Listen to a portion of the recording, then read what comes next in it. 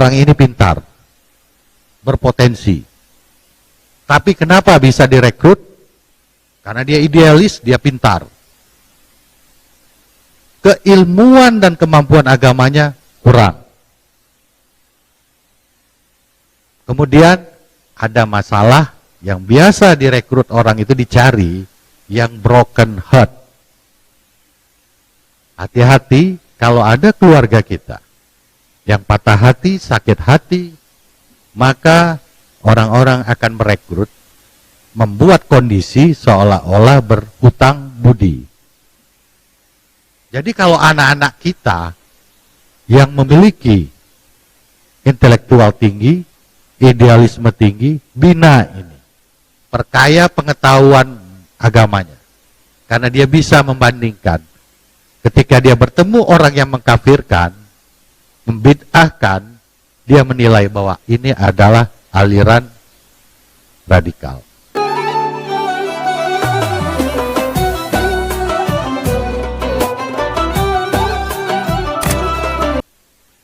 Assalamualaikum warahmatullahi wabarakatuh. Selamat pagi, salam sejahtera, Om Swastiastu, Namo Buddhaya, salam kebajikan, salam. Tabipun. Yang saya hormati Kepala BNPT yang diwakili oleh Kepala Seksi Objek Vital Bapak AKBP Zulkifli SAG SH. Selamat datang di Provinsi Lampung, Pak. Yang saya hormati Bapak Dr. Marhan Marbawi dari Asosiasi Guru Pendidikan Agama. Yang saya hormati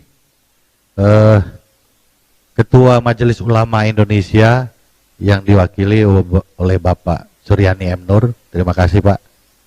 Yang saya hormati dari Persekutuan Gereja Indonesia, Pendeta Samuel. Terima kasih, Pak Pendeta. Yang saya hormati dari PHDI, Pak Wayan ya. Terima kasih Pak Wayan. Yang saya hormati dari Walubi, kemudian dari Keuskupan. Terima kasih, Pak. Kemudian yang saya hormati pengurus FKPT Provinsi Lampung. Saya akan memperkenalkan satu persatu bahwa di Provinsi Lampung ini punya pengurus yang dilantik pada 24 Februari 2002 lalu di Malang, dilantik oleh Bapak Komjen Boy Rafli Amar, dan komposisinya antara lain saya sebagai Ketua FKPT Provinsi Lampung, kemudian sebagai Sekretaris yaitu Bapak Hermansyah Saleh di belakang, itu Sekretaris FKPT. Kemudian sebagai Bendahara FKPT Bapak Andili. Ada ya Bapak Andili? Sedang keluar ya? Kemudian sebagai Ketua Bidang Agama yaitu Bapak Ustadz Kondang sangat viral, yaitu Bapak Ustadz Suparman Abdul Karim. Bukan Abdul Hasan Baraja, bukan. Nah, ini channelnya bisa dibuka di YouTube jika ingin memperkaya hasanah keagamaan kita atau wawasan keagamaan kita. Pak Ustadz Suparman ini punya channel YouTube yang followernya boleh dibilang sangat banyak. Ya Pak ya? Dan ini nasional, semua penjuru di tanah air sudah menyimak ceramah-ceramah Ustadz Suparman. Selanjutnya Ketua Bidang Media dan Hukum yaitu Bapak Ardiansa SH MCN. Ini terkenal di Radar Group. Kemudian Ketua Bidang Pemuda. Ini viral juga, yaitu Ken Setiawan. Kalau namanya aslinya Kurniawan, tapi lebih familiar di media sosial Ken Setiawan. Ini mantan NII. Sekarang mendirikan NII Crisis Center. Yang berikutnya Ketua Bidang Pemberdayaan Perempuan Ibu Siti Mariamah di belakang itu. Yang berikutnya Ketua Bidang Penelitian kebetulan berhalangan hadir. Ada ya? Oh, karena mata saya itu Abdul Qadir Jailani. Beliau akademisi dari UIN Raden Intan. Kemudian ada lagi yang lewat? Udah.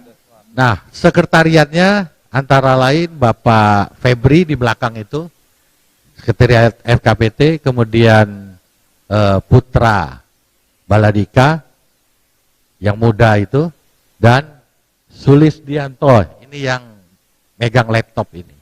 Ini sekretariat FKPT Provinsi Lampung. Kemudian yang saya hormati Ibu, para guru yang hadir pada hari ini, terima kasih atas kesediaannya dan kesiapannya untuk mengikuti TOT pada hari ini. Baik, Bapak Ibu sekalian, fenomena radikalisme ini adalah, kita harus sepakat, ideologi transnasional. Ada beberapa organisasi, kelompok selalu mengembangkan ideologi radikalisme. Yang salah satu contohnya yang ada di depan kita, yaitu misalnya Wahabi Salafi, yang di Saudi Arabia sudah dilarang. Nah, sekarang saya ingin mengungkapkan di sini, kenapa dilarang? Karena sikap dan karakternya itu tidak sesuai dengan kehidupan bernegara, baik di Saudi Arabia maupun di Indonesia. Salah satu cirinya yang paling kentara dalam kehidupan beragama, dia anti mazhab. Bahwa kita dalam agama Islam, kita menjalankan beberapa mazhab. Di Indonesia terkenal dengan namanya mazhab Syafi'i, diikuti oleh ormas yang terbesar, Nahdlatul Ulama. Walaupun tidak secara utuh, tetapi sebagian besar mazhab ini dilaksanakan oleh Nahdlatul Ulama. Ormas yang kedua, Muhammadiyah, itu menggunakan bukan mazhab 4 ini, tetapi majelis tarjih. Mengadopsi beberapa ajaran-ajaran dan hadis.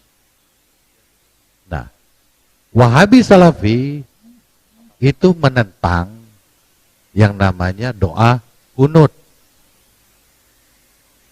Apakah saudara-saudara kita yang melaksanakan kunut ini harus disalahkan? Tentu tidak. Itu ciri pertama. Ciri kedua, selalu membid'ahkan yang tidak diajarkan dalam paham mereka. Kita punya tradisi berbeda-beda. Budaya kita dalam beragama berbeda-beda. Di Lampung dan di Jawa menggunakan tradisi yang namanya tahlilan. Ini sangat diharamkan bagi namanya Wahabi Salafi. Kemudian Maulid Nabi, Isra Mi'raj, ini tidak dibenarkan dalam Wahabi Salafi. Dengan demikian, dari ciri-ciri ini, bahwa ajaran, paham ini tidak sesuai dengan kondisi negara kesatuan Republik Indonesia. Ada ajaran-ajaran lain. Jangan sampai kita yang sudah hidup rukun damai di tengah bapak-bapak ini yang telah diwakilkan oleh PGI, Walubi, Uskupan, PHDI, MUI, dirusak dengan paham-paham transnasional. Paling tidak kita mengetahui ciri-ciri tadi yang 3 saya sampaikan. Secara umum radikalisme, ibu bapak sekalian, para guru yang saya hormati dan yang saya hargai, karena saya, Bapak Ibu sekalian, pernah menjadi Kepala Dinas Pendidikan di Tulang Bawang 2013 sampai 2018. Saya tahu benar bagaimana pengabdian Bapak Ibu untuk mencerdaskan generasi muda atau anak-anak bangsa kita. Walaupun apa yang Bapak Ibu terima tidak sesuai, tapi Bapak Ibu adalah pahlawan tanpa tanda jasa. Kondisi sekarang ini Bapak Ibu, penyebaran radikalisme, kalau dulu itu melalui pertemuan-pertemuan, melalui namanya buku. Tetapi karena revolusi kita sudah mendekati 5.0 dan kita sudah menjalani 4.0, yaitu kegiatan dengan komunikasi, teknologi, informasi. Semua didapat melalui gadget kita. Nah, kelompok ini akan merekrut melalui 2 saluran. Yang pertama akan mencari anggota baru. Ini biasanya orang-orang yang bersifat boleh dibilang mempunyai intelektual yang relatif biasa saja, sedang. Secara intelektual sedang. Kemudian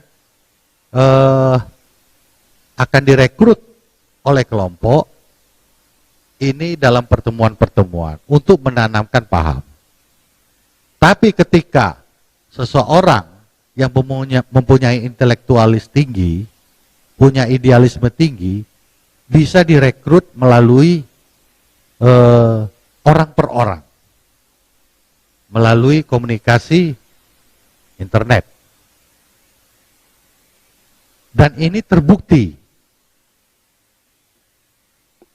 Awal rekrutmen, hati-hati, kelompok ini menggunakan cara takyah. Takyah itu berpura-pura baik. Kalau orang yang biasa saja punya harta akan direkrut. Mari kita di jalan agama, kita menyumbang untuk kemaslahatan umat, menyumbang tanpa berpikir latar belakang orang ini. Itulah yang terjadi di Provinsi Lampung dalam 2 tahun terakhir.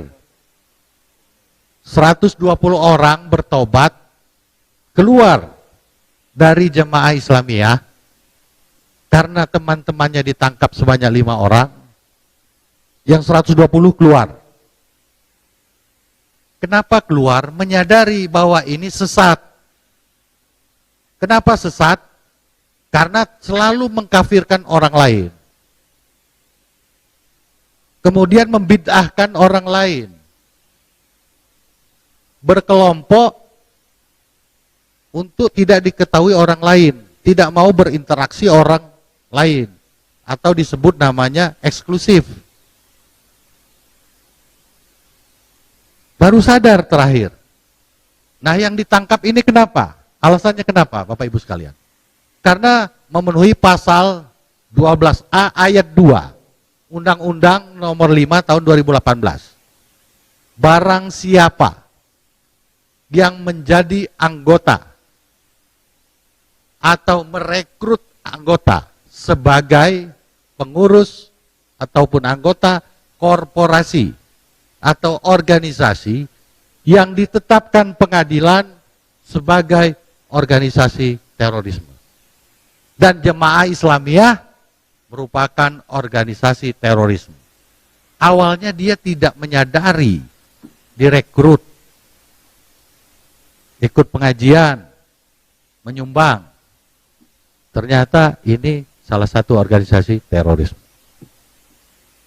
Makanya hati-hati, pelajari karakternya.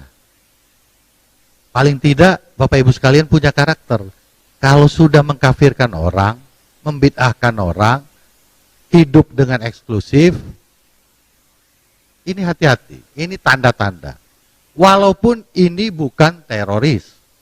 Semua teroris pasti radikal. Dan radikal belum tentu menjadi teroris. Ini yang kelompok. Ada satu lagi yang saya sampaikan tadi. Merekrut orang per orang. Itulah yang terjadi di Mabes Polri beberapa waktu lalu. Seorang wanita berani mendatangi Mabes Polri dengan senjata gas. Bukan senjata api, gas. Berani menyerang Mabes Polri. Kenapa berani? Karena idealismenya sudah tertanam. Orang ini pintar, berpotensi. Tapi kenapa bisa direkrut? Karena dia idealis, dia pintar. Keilmuan dan kemampuan agamanya kurang. Kemudian ada masalah yang biasa direkrut orang itu dicari, yang broken heart.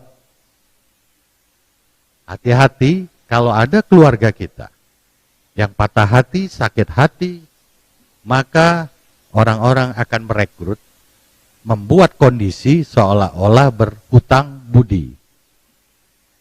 Jadi kalau anak-anak kita yang memiliki intelektual tinggi, idealisme tinggi, bina ini.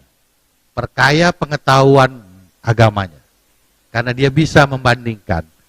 Ketika dia bertemu orang yang mengkafirkan, membid'ahkan, dia menilai bahwa ini adalah aliran radikal.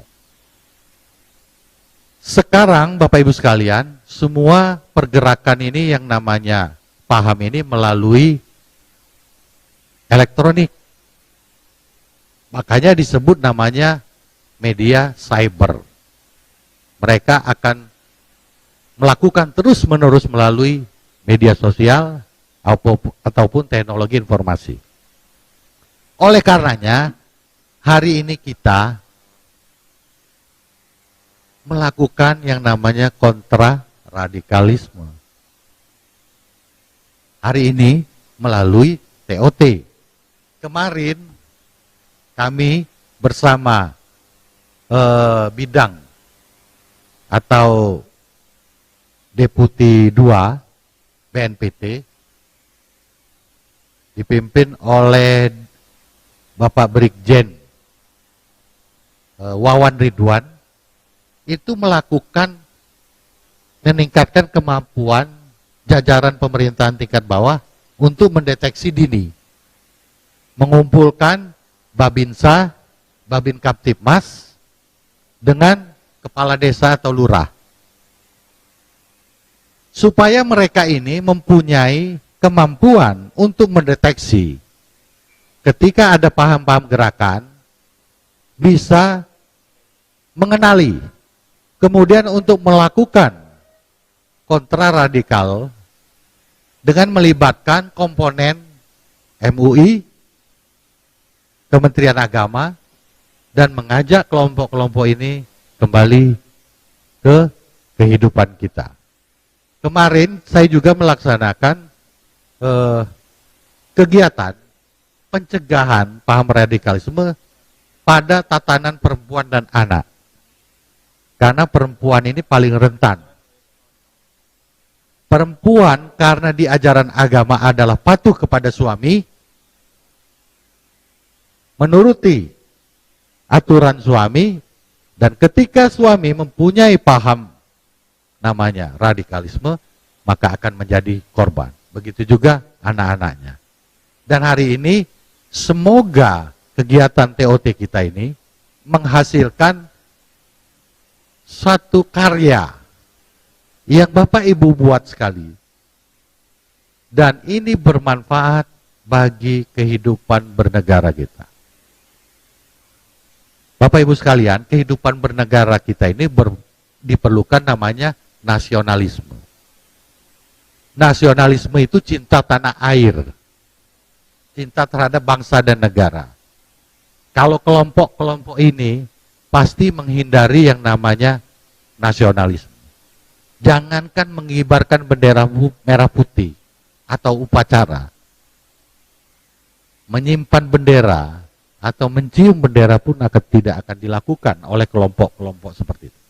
Karena ajarannya pasti memisahkan kehidupan beragama dengan kehidupan bernegara.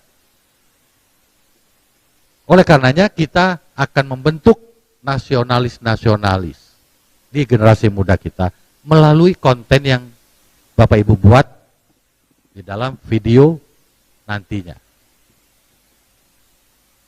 Kunci nasionalis adalah moderasi. Kalau tidak ada moderasi beragama di Indonesia, tidak akan ada nasionalis. Moderasi beragama itu bagaimana? 3. Supaya terwujud moderasi beragama. Pertama, toleran. Menghargai keyakinan lain, agama lain. Menghormati. Jangan paksa agama lain untuk mengikuti agama kita. Atau sebaliknya. Toleransi. Yang kedua, kesetaraan. Bahwa Pak Pendeta, Pak Wayan, dari Keuskupan, dari Walubi, ini adalah setara. Sesama manusia. Yang mempunyai harkat dan martabat, mempunyai perasaan, tidak merendahkan agama lain. Itu kesetaraan. Dan yang terakhir yang paling berat, Bapak Ibu sekalian, komponen yang ketiga ini, kerjasama. Paling berat. Kelompok-kelompok yang namanya radikal tidak akan mau yang namanya bekerja sama.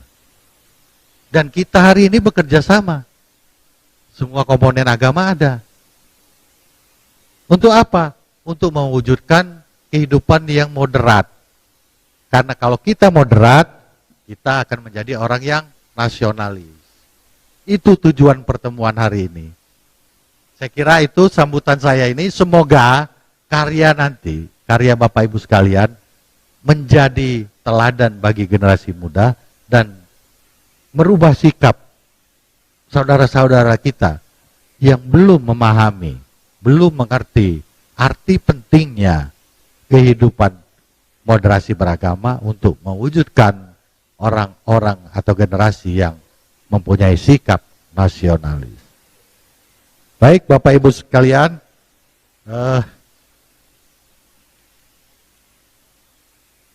dengan mengucapkan Bismillahirrahmanirrahim, kegiatan internalisasi nilai-nilai agama, sosial, ekonomi, dan budaya melalui training of training menjadi guru pelopor moderasi beragama di sekolah di Provinsi Lampung tahun 2022 secara resmi saya nyatakan dibuka.